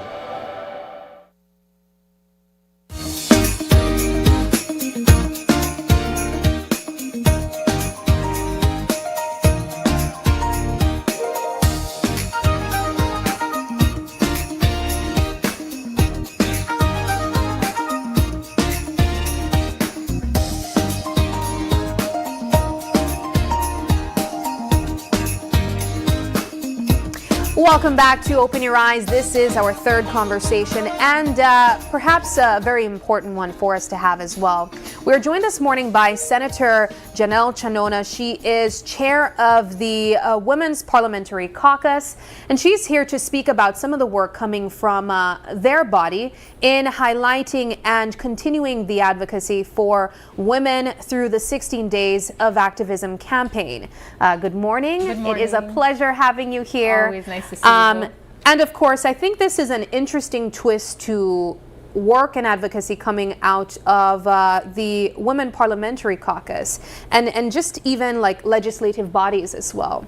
When we think of the 16 Days of campaign, oftentimes we would have on the couch nonprofit organizations, we would have persons who would have been in their own experiences fighting for their safety through domestic violence. And so to have a representative like yourself, I want to highlight the importance of that. Perhaps we can begin with the Women's Parliamentary Caucus and what this body represents, and then we can narrow it down to the work that you guys are doing for the 16 Days campaign. Well, thank you for that, and good morning to all the viewers. I think it's important to note that Women Parliamentary Caucuses across the Commonwealth are gaining traction because they've identified that caucuses are central to amplifying the legislative needs of addressing equality and equity. And I really have to give absolute tribute to Madam Valerie Woods, Speaker of the House, and Madam President Carolyn Trench-Sandiford, and the former parliamentarians who were really essential in making sure that the caucus got the support it needed to even be established as Belize's newest joint standing committee. That took place in 2023, and I think it really marks a milestone in making sure that our pieces of legislation, because it's not isolating, women issues are representing 50% of your population, so it's not like it's not biased to a certain type of woman. Yes, so the importance that the administration has noted, how do we make sure that that population is wholly represented and equally engaged, and that we're looking at everything from the budget to, how we're addressing gender-based violence, how we're looking at healthcare, how we're looking at education, has that lens, has that perspective, because we know when we bring that inclusivity and that perspective, then everybody benefits. Men, boys, women, girls, the whole society benefits. And I think having a body like this, it's very representative of even your own personal challenges in trying to fill space in the National Assembly as well, which is still a growing issue where we want to see more female representation, but it's still hard to come by. Absolutely. So when the caucus formed, we had the greatest number of women parliamentarians at the time, 11, including the 2 presiding officers. So that's still below what the Beijing Declaration calls for, because we're still under 20%. We now have 7, and the 2 presiding officers, 9. So it's really important that we see that, because we know representation matters. And how do we make sure that as part of our mandate from the House in terms of looking at how as a legislative body we can increase empowerment opportunities for women, how we can make sure that we bring this lens to legislation, how that we can play our role as a legislative body, not as an MP or an NGO, but as a legislative body of helping to amplify and celebrate and champion the proposed legislation, but also as a committee, how do we receive from the public, from our partners, from civil society actors in this space, frontliners, offering shelter services, offering mental health support, offering, family support. How do we make sure that we're getting their perspective to help to identify those legislative gaps and making sure that we can then have the laws that we need? Laws don't create the peace, but they certainly are the structures that support 100%. The changes we need.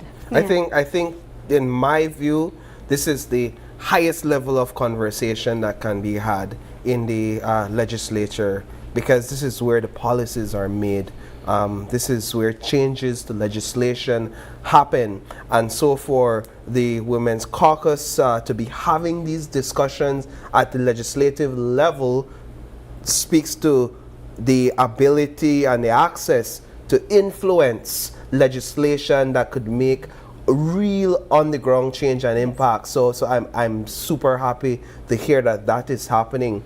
Given recent occurrences across the country where domestic violence is concerned and unfortunate loss of lives, what are some of the conversations that have been happening and perhaps some of the gaps that have been identified?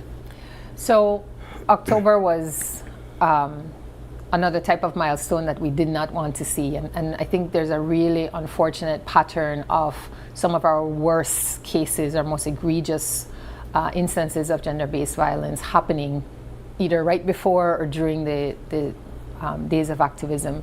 So what we saw was not just women being targeted because they can be, but that children are now part of the victims, that men that these women thought they could trust, that maybe they loved, maybe they still loved, were being lost with their children. So that is really a new low, if you want to call it, a standard that we crashed through. And in looking at our mandate, we convened on November 5th a conversation with various groups, the police department, the Ministry of Human Development, those offering shelter services to women. And I would say, Paul and Sabrina, my takeaway is that it's so much worse than we even think it is now. I mean, there are thousands of Belizean women right now suffering in silence. And we know that because, according to the police department, we have about 1,500 cases on record where somebody has picked up the phone and said to the police, this is going on, made a report, but that's on through. record. That is, they're guesstimating about 40% of what is happening. So you have another 60% of the people that are not making that call. The data is showing that women are more comfortable talking to the police than they are the health system. So how do we look at that? The data is showing that the instances are happening at the weekend, between Friday and early morning, Sunday morning. What's happening then? What is the data showing in terms of, well, what is our pattern for partying and imbibing and having, external influences? The data is showing that we are being abused as women well into our later years. So just because I'm old, nobody's too old for it. Nobody's too young for it, as we're seeing, and we don't age out of it. And that's really staggering because when you look at, we're still yet analyzing as a young democracy the data that we are collecting and making sure that data is not siloed, that we have the big picture. But globally, gender-based violence is now torture because that's what it is. I mean, you look at, if this is happening to you, that's your whole world. It really doesn't matter how great everything is else around you. If you are being abused in your home, that's your whole world, that's your job, that's everything around you. So how do we make sure that we can't change the world, but we can change someone's world? And this is part of the awareness because, as I said, the laws can't create the peace, but we can help to change the conversation around the culture. Because I will tell you two things. There is a large proportion of women, particularly in rural populations, that believe the man has a right to do that. And the second thing, the woman is most vulnerable when she's trying to leave the situation or when she's pregnant. I mean, you don't need to amplify that because that's so staggering. I don't know how we wrap that around, but how do we make sure as a society, as media, as legislatures, as NGOs and civil society, as the persons receiving those reports, how do we make sure that we're creating a space so that we can get to the change? Because you look at those numbers and you begin to extrapolate, maybe the people taking that report is also in a situation. Maybe they've survived a situation. Maybe they know somebody going through a situation. And how does that influence how they're engaging with those persons? So how do we take all the lessons we're learning in the caucus, the real experiences we're gathering from these individuals, and translate it into applicable legislation that will impact the communities affected? Excellent. So what the caucus has been doing is looking at regional, particularly from the Commonwealth, international experiences, and saying, okay, we don't need to reinvent the wheel, but we can localize what's worked. And one of the things is just recognition that we're at the point where it's femicide. This is not about homicide. Everything is, yes, it is technically a homicide, but when you look at even calling it what it is, you reconcile that you are only doing this because you can. The perpetrators, primarily male, are only killing women because they can. The numbers don't support that we are violent, where men and women are being killed at the same rate because of this. There's lots of reasons why people are killed, but calling it femicide. So, you know, we certainly align with the move to make sure that we are, the recent legislative proposals that have been introduced at the House, calling it what it is important so that we can begin to see that that is what is happening. Femicide is what this is.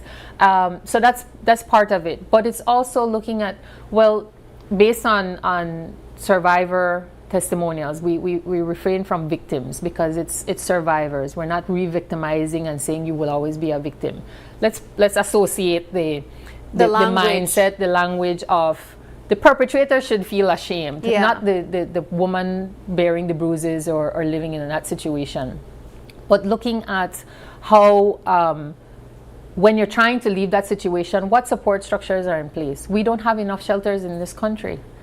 If you look at what the cycle has been, one person, if they're able to leave, and on average it takes about 7 or 8 attempts to leave a situation. If you are still alive at 8 and you can get out, where are you going?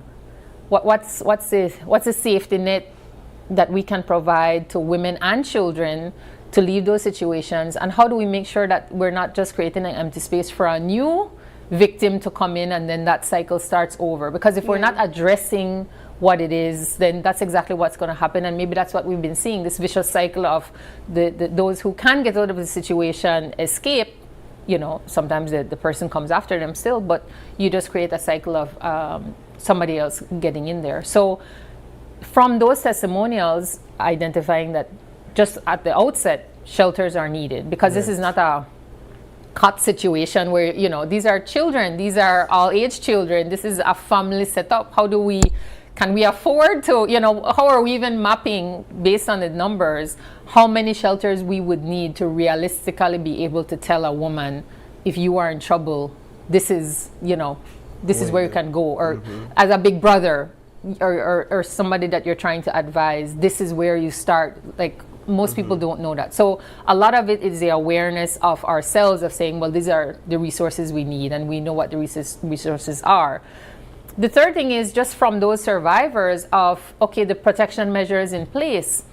We heard from one woman to say that, you know, I ran out of the house, I don't even have shoes, and I need $2.50 to pay for a protection order. Or, you know, because of how things are and things have set up, in order to have something served, I have to pay maybe $250, $300 to get it served. So it costs even to try to have some type of safety and protection. So that's what we're trying to come back. It's what we're trying to do is look at what's actually happening now on the ground. Yeah, How are we not thinking that, oh, we've named it, we've called it femicide, we've created this practical application, real world application. I saw, for example, where the unfortunate death in Orange Walk, one of the more heinous incidents in October, I believe it was, led to a discussion about access to the judiciary for what do you call, like a protection order? Restraining order. Restraining order, and how reportedly that individual was unable to get access because of the time in the day, and it was going into a weekend. So they deferred that visit to Monday. Unfortunately, by Monday, it was too late. I heard a recent discussion in Parliament, in the House, about implementing a JP process, right? is that like one of those applicable steps where now JPs can step in the weekend? Absolutely. And this is the real world application, because again, we work Monday to Friday, but you look at the pattern of when the instances are happening. They're happening Friday, Saturday, they're happening at the weekends.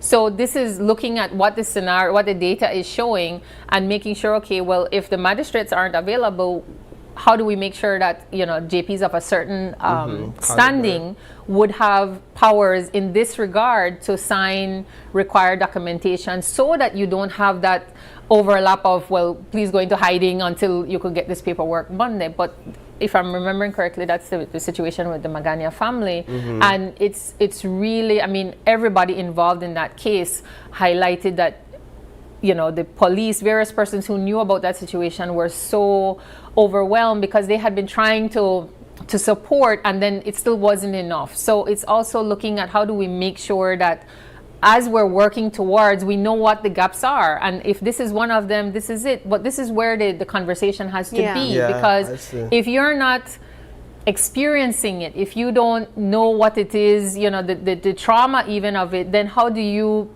pass that information up so that it can be responded to, it can be addressed? It's not to say that every reaction will be the silver solution, the cure-all, but it's figuring out, okay, this isn't working. Let's agree this isn't working, and we're going to try to change it and keep changing it until we get what we need to do that. What has the buy-in been like from the rest of Parliament? Because these are applicable changes that can take place that don't cost, but just having that conversation, recognizing that these could be solutions, require some level of buy-in and commitment as well. Have you guys been getting that? You know, it's really remarkable. Thanks for that, Sabrina, because yes, we don't have the equal representation of women, but we have husbands, we have brothers, we have fathers, and the male parliamentarians that have come forward to support the work of the caucus. Former Senator Moses Bengushe, I think of Honorable Karim Musa. You know, it's made the difference in terms of also highlighting that men need to show up too. And as I said, you have a role to play in this, because let's face it, if it was for women saying change need to happen, that bell done ring, we could have been done get past this. So it's bringing in others into the conversation to get not just the buy-in, but the action of making sure that there's a call out, there's a held to standard. And as a legislative body, you know, I think there is absolute agreement across the National Assembly that there really can be no tolerance, zero tolerance for gender-based violence. And how do we make sure that as parliamentarians, we're setting the standard and we're holding ourselves to account to make sure that becomes what we show the society, and we become the ones that say, well, this is what it is. This is what it's not. This is what it is, and we will be leading by example. All right. Well, that's a perfect conclusion to this conversation. Senator Chanona, it has been a pleasure having you here, having this very important conversation regarding activism. If you have any final thoughts, you can share that now. Thank you. I just want to call out, you know, the 16 Days of Activism is highlighting digital violence this year. But I really want to call and thank the media for amplifying what gender-based violence is, because I think one of the issues is that we have become so tolerant of so many types of behaviors. I think it's really important that we define absolutely. If your partner tells you you can't do this, that's controlling behavior. You know, find out what it is so that you know if you're in a situation that's not as healthy as it needs to be. So looking at, you know, behaviors online and it's not just stalking, but, you know, it's also how you're being connected to. We've had parliamentarians on the caucus share their stories about, you know, being targeted online. So it happens to everyone. This is the thing with gender-based violence. There is no isolation. It is not economic. It is not educational. It's not, you know, job-related or status or age. Gender-based violence is happening to all of us, but it can end with us. Yes. All right. Well, thank you very much, and we wish you guys all the best. Thank you so much for your support. All right, we take our final break now, but don't go anywhere. When we come back, we'll be wrapping things up.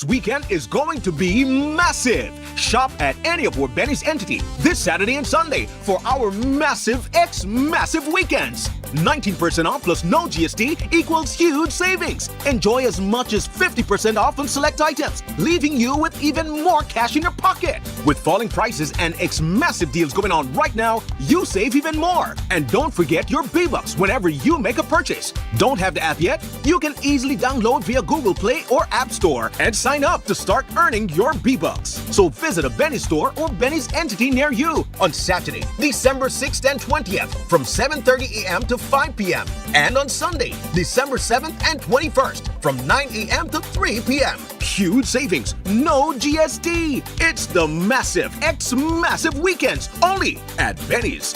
Benny's, Benny's, oh, Benny's, Benny's. Electricity is essential for everyday life, but behind every outlet, a lot is happening to bring you safe, reliable, and sustainable energy. Let's start at the beginning. Independent power producers across Belize generate electricity using a mix of renewable and non-renewable resources.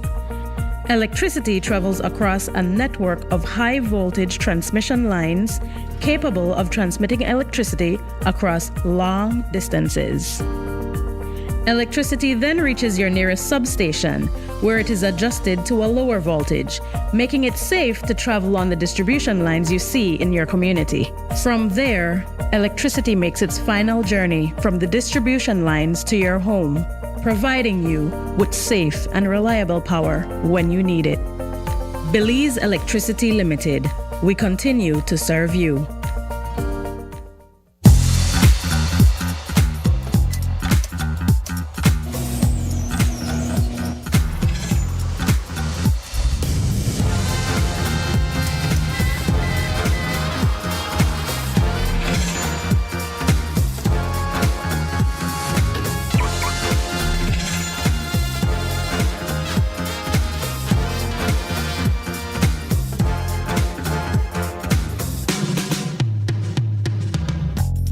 Introducing BB Insurance.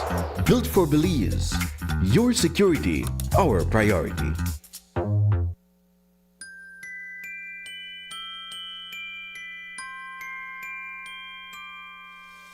All I need this Christmas time is to keep your heart near mine.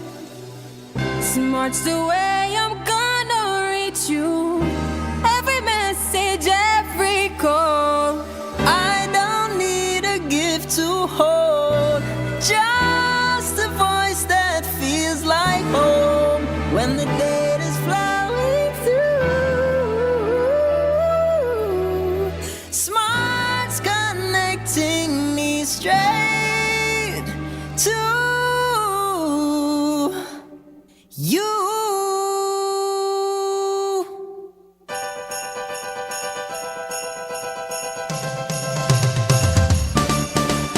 May every hello I miss you, every Merry Christmas too.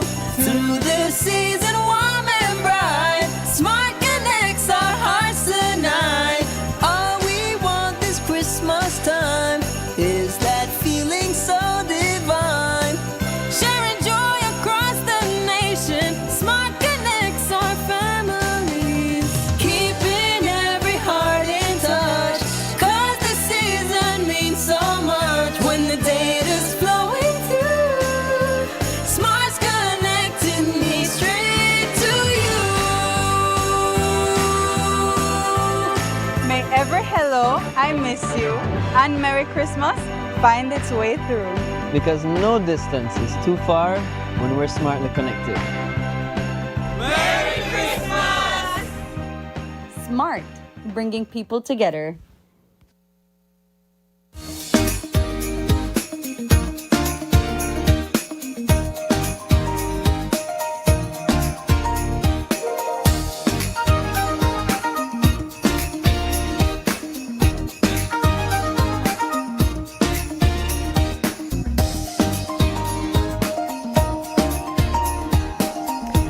Welcome back and thank you for sticking with us. We're winding things down and it has been a wonderful morning, Yeah, Paul, it has. filled with insightful discussions, also some festive ones as well. And so we want to say a huge thank you to all of our guests who joined us this morning.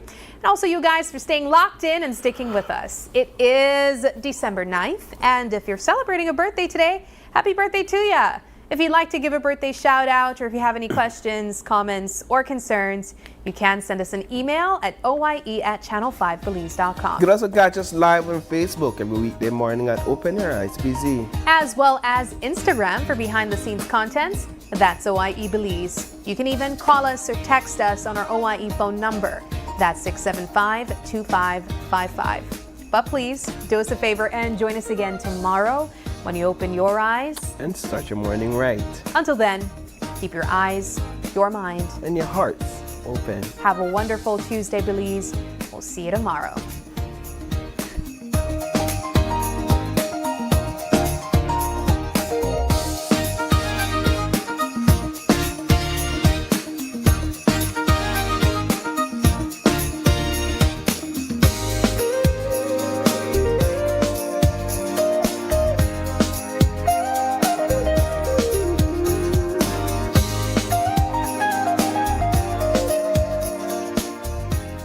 Open Your Eyes was brought to you by the Belize Bank, our country, your bank, and Smart, bringing people together.